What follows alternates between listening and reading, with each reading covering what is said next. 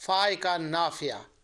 और आगे कहते हैं कि अश-शेख अस-सालिह अल-आलिम अज़-ज़ाहिद अबू इसहाक़ इब्राहीम बिन साद बिन जमा बिन अली और मारिफतुल फ़िक़्ह वल हदीस।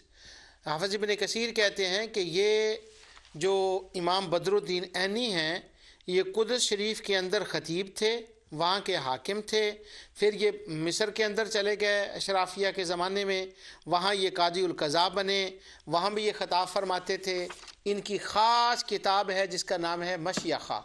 ये जिस किताब का नाम हाफ़िज़ इब्न कसीर ने ख़ास लिया है ना, मशयख़ा, दूसरी किताबों के अलावा, मैंने उसी किताब से आज मिलाद के बारे में बयान करना है। तो मैं अपनी बात को ज़रा मजबूत करने के लिए पहले हाफ़िज़ इब्न कसीर के अल-बिदाया व निहाया का सहारा ले रहा हूँ, ताकि बात मेरी बात को कमज़ोर कहने में कोई जल्दी ना करे, 2 मिनट सोच ले कि मैं क्या कह रहा हूँ और किसकी किताब से कह रहा हूँ।